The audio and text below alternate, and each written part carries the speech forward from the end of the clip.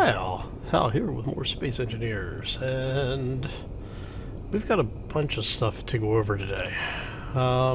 We've got some things done, made a few changes, and well, it's all stuff we'll talk about. First, we have to get started, so let's go.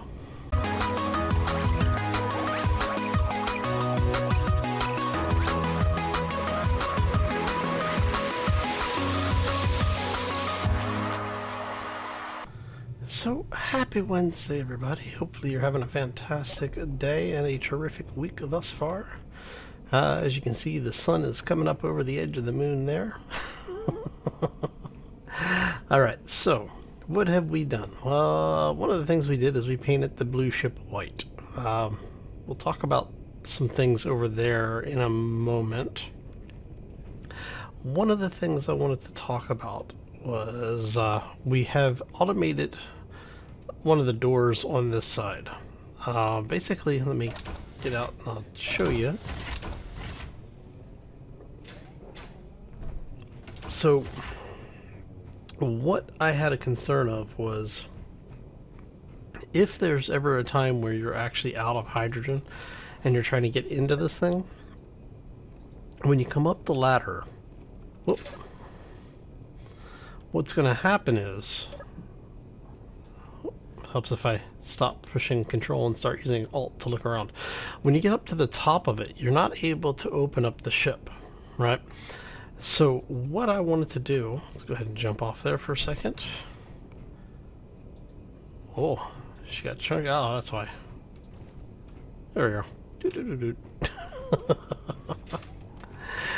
Alright, so what we did is we changed the door script, so now the doors wait for 3 seconds before they close. But one of the things that I did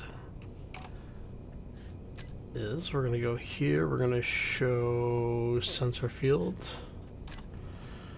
I put a door sensor in. Let's go here really quick. Show on HUD.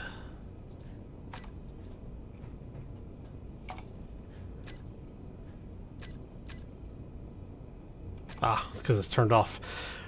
Alright, so what we have is this button is now, you can see the slate red tint there in the hallway. What that button does is turns on a sensor that when you trigger it, it will open the exterior door. Now, it's set up with a couple of timers. We were talking about this on one of the comment sections of, I think it was Monday's video, about how you can have timers set up to do all sorts of things, including trigger other timers. And so what the idea is that if you're ever actually, like when you leave the ship, if you're not sure you're going to be back in time, you turn that sensor on, and then when you climb up, what'll happen is you'll breach the sensor area. As you can see, it turned green because we're standing in the middle of it, and we've got enough of a time delay that you can actually get into the ship. Now, I only set this up on one side because I didn't want a situation where you would have somebody who is walking in and out of this thing all the time, setting it off. So what happens is if you do have fuel and you come back in, you can actually turn it off before you get out. And so you don't keep triggering the door. Now you can also just turn it off from inside the hallway. So what I've been doing is when I head out, I will come out off of the port side, because this is just the way I set it up. And then I'll use the control panel on the port side doors to turn the sensor on and off. And then that way when I come back in, I don't have to worry about having fuel. So it makes things much easier, especially since now we have this entire tower, we have a way to get up here. So I can actually get around the base and into the ships with no fuel. Alright, so let's talk about the blue ship. Well, the ship formerly known as the blue ship. Alright, so what we have is we've gone ahead and we did install the the door script on this system, we put in a second programmable panel, or programmable block. And I ended up removing and replacing things, a few things at least. One of them was this air vent. So what's going on is that some of the air vents in the ships, in fact, a lot of the large grid ships that you get from the economy system will have actions set up in the vents. So what will happen is if the vent has something that, like a depressurize event, you can actually set up actions based off of if it's pressurized or depressurized. So you could have it do, say, let's grab a door. We want, let's see, airlock. And door should be this one. We want it to close.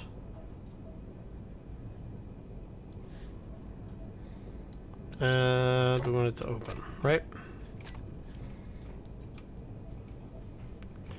Okay, so if we turn that from off on depressurize, there should be a door somewhere that opened up.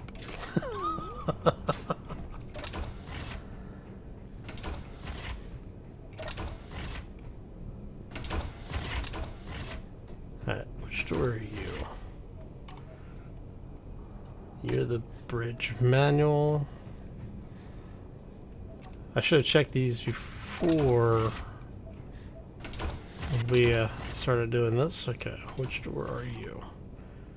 You're sliding door manual. And you are sliding door airlock. Okay.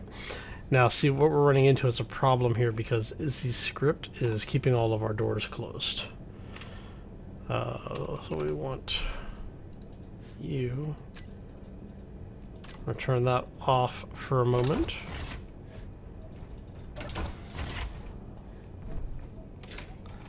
Now, actually, we have another one of these. Let's grab these guys here. See, this guy is actually set up to do things like turn set blocks to flash or not. I'll turn these off. We're gonna get rid of all of that. Now we are going to go here.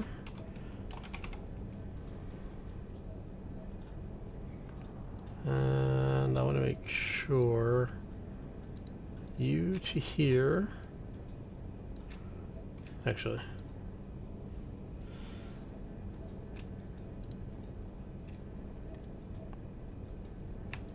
here, let's do this.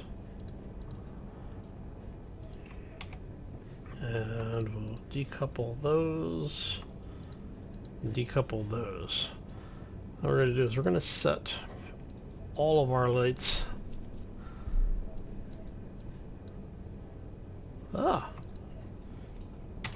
There we go.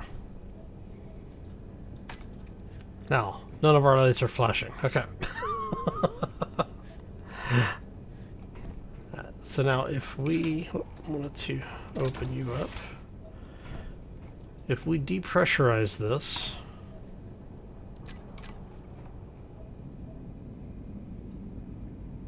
because I may have them backwards.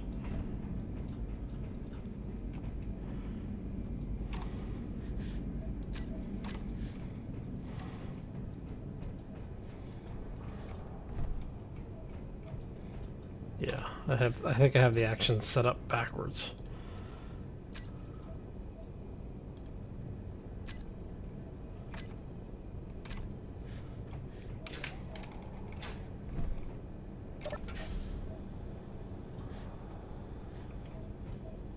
Maybe I didn't. Maybe I had them set up right the first time.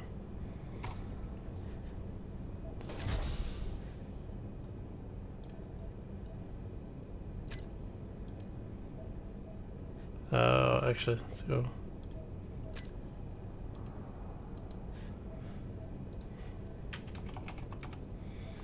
Airlock, right?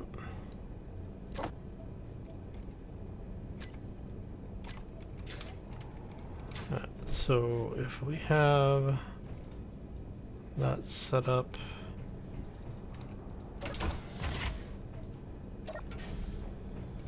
so what it should be doing is when the vent detects something as being unpressurized, it should be opening and closing.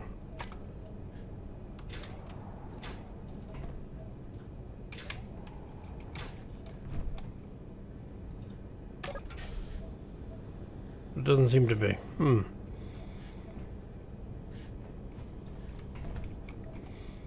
Alright, I'm gonna have to play around with this a little bit more then.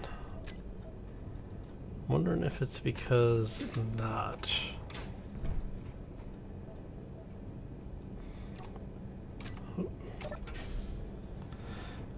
So what it should be doing is that when it detects something going depressured,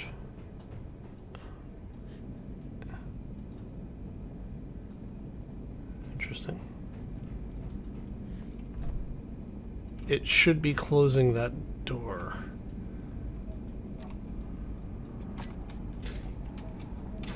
Let's see if it does it. If we do that. There it goes. So yes, I did have it set up correctly. Okay. So it was because I had this system set to depressurize, so it was playing with it. So yeah, okay, we did that right. So if we close that, and we are going to set our quarter vent to repressurize on the other side of that. There you go. Okay, so let's make sure we have this set up right. So when it's pressurized, it will open, and when it's depressurized, it will close. So that's the way to remember. I would like them to have a tooltip here. You know, something down here that says depressurize, pressurize, or something. You know, or vice versa. That would be nice. Might be too much to ask for, but... So that's working. Okay, so now what we're going to do is this one, we are going to create a group. Let's grab our doors. We want bridge manual and airlock. And this is going to be breach doors. All right. Okay, so now we're going to go in here. We're going to go here. We're going to say breach. So if this is pressurized, both of those doors are going to be open. All right.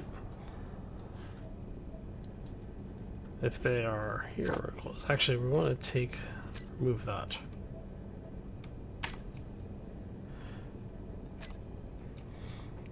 So what'll happen is that if this area goes depressurized, this door will close, and the door to the bridge, which is in here, will close.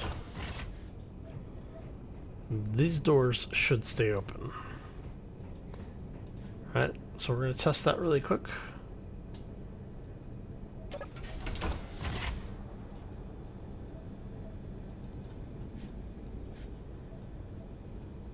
Okay.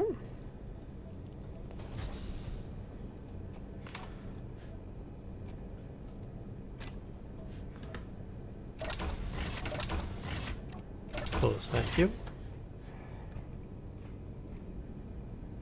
And see how this one depressurized? So it did what it's supposed to do. Okay. Now the reason I didn't want the other door, this door set up the other way, because now what we're going to do is we're going here, and we're going to go bridge. We specifically want only the bridge door to open when this is pressurized. Now, the reason I'm doing this is because if you're using something like SA script, right, the door script, that you can set things up to manually open and close. And since this is actually manual, ISA's door script will not manage this. So what we're going to do is we're going to set up all these guys. We're going to depressurize EU. And we are going to close that door and that door. And if you look through there, you can see the bridge door is closed.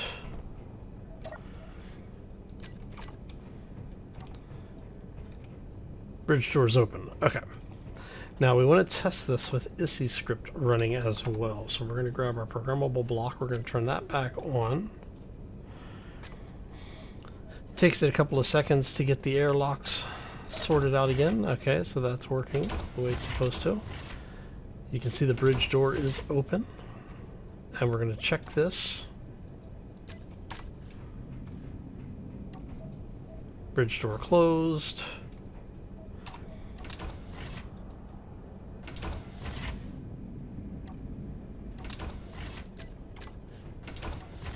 What are you doing? What are you doing down there? Okay. And this thing is having issues because it's actually tied to two different doors. Alright, so we are going to have you.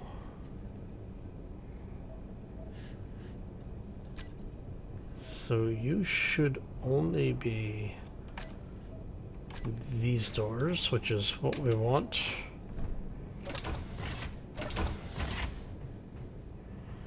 And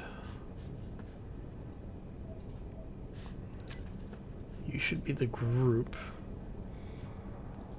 which is closing if you could detect a breach, and closes the other one if you detect a breach. Alright. And then what we're going to do for the med bay is we're going to set med bay to also control bridge doors.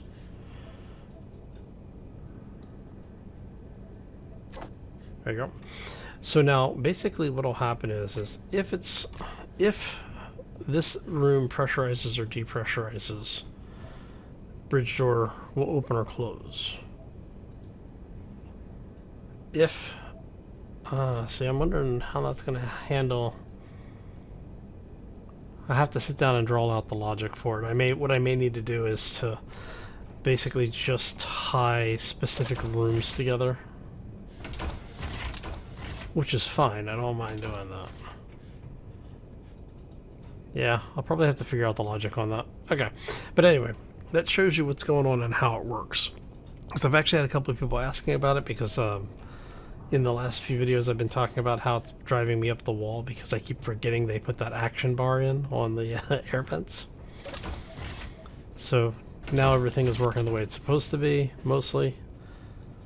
So yeah, we'll deal with that. Okay.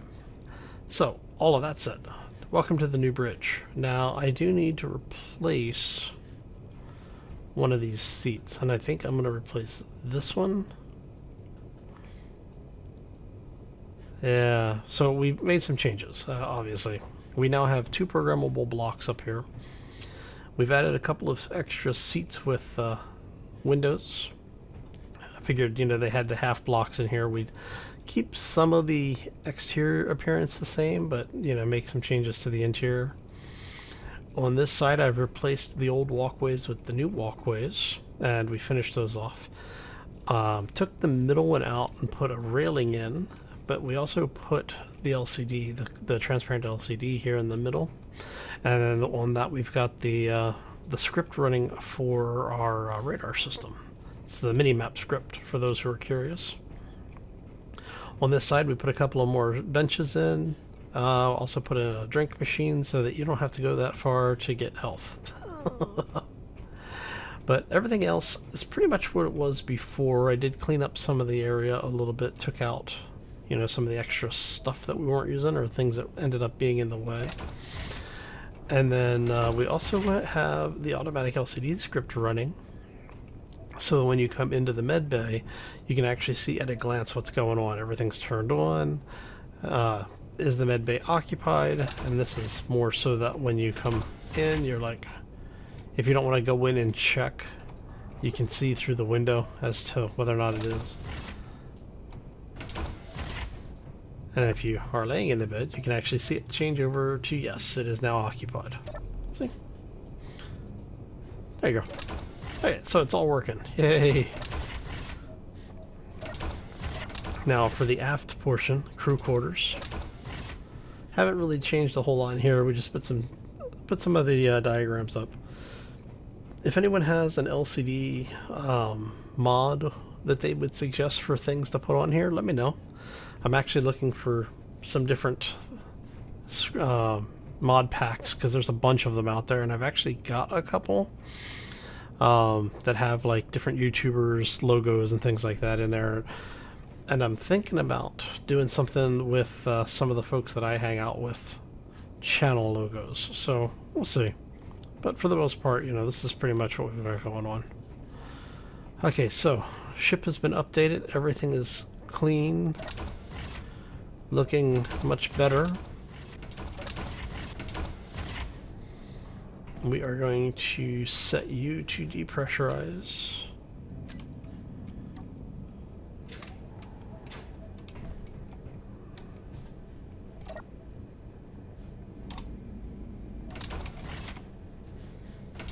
Let's see which vent. Yeah, okay, so we do have that vent. Correct.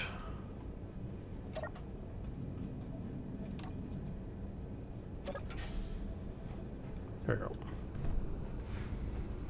And then I did do 2 different tones of white on here. So you have the off-white, which is what the most of the ship is, and then we've got some areas that we wanted to clean up, and that's using the bright white with everything on clean armor right now.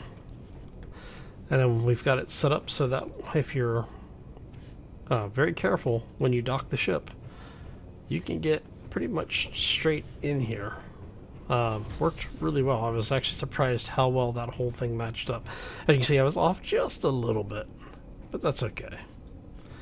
Alright, so let's go take a look at the pad, because one of the things that people were asking about is what did we do with this? Well, as you can see, we did go ahead and use the small, that is the large block or large grid 1x1 wheel, and they're just not welded up.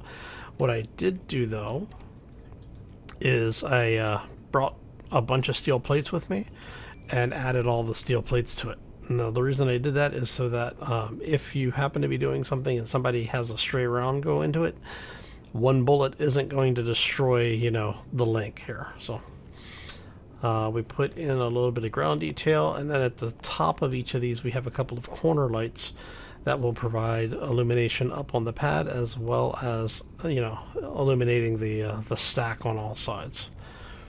We also have a couple of other things that we snuck in and around.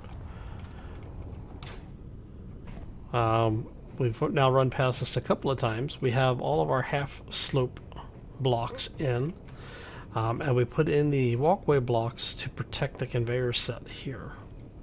So it all come in together really nicely, and we finally finished that up. We also have hazard lights over on the solar array. So you have the rotational light there, and then we have the red blinkers on top of the middle solar panels. So at night, you really can't miss the base. Alright, I think that's all of it for what we've been doing.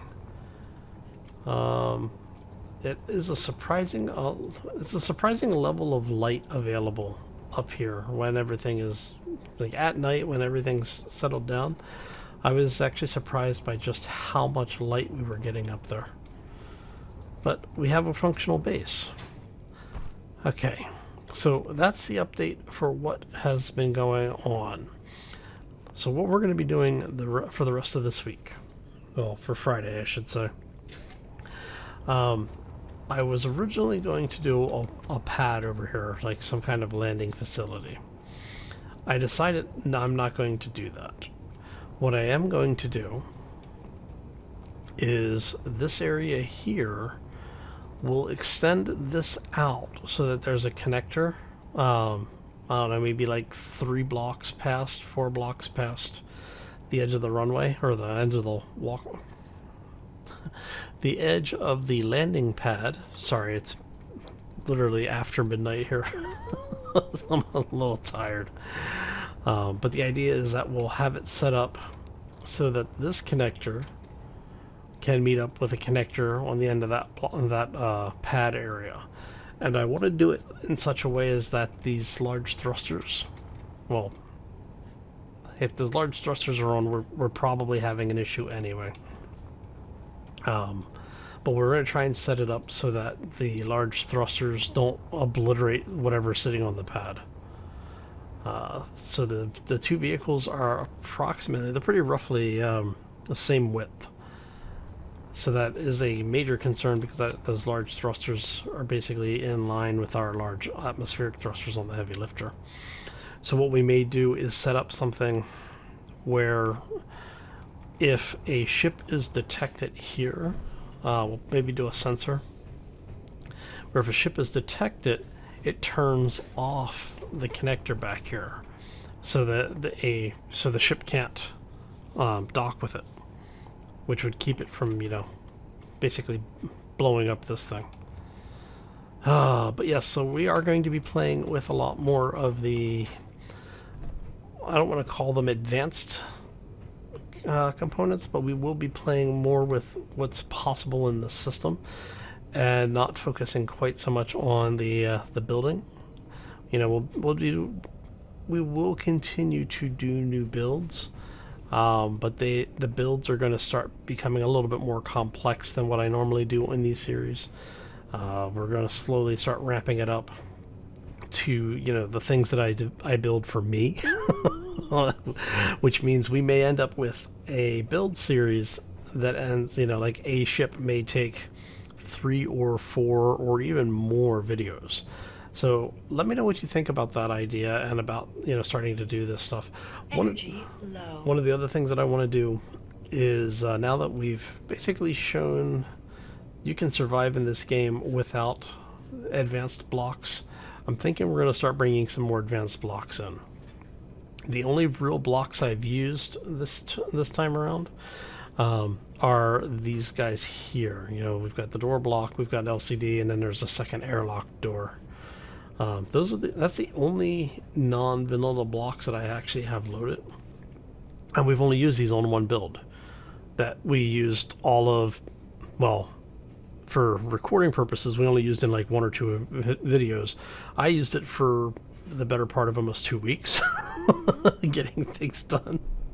But because of the way that the timing works for the videos, you guys didn't really get to see that thing used all that much. So what I'm thinking we're going to do is we're going to start bringing online a few more of the more non-traditional blocks. I think everybody knows I love the build and repair nanobots, right? I'm going to try and not use them, even though we're bringing in more advanced blocks. What we'll probably do is we'll start with some of the decoration mods that I like the Passageway and More mod, as well as what was the other one? There is the tubular connectors and conveyors.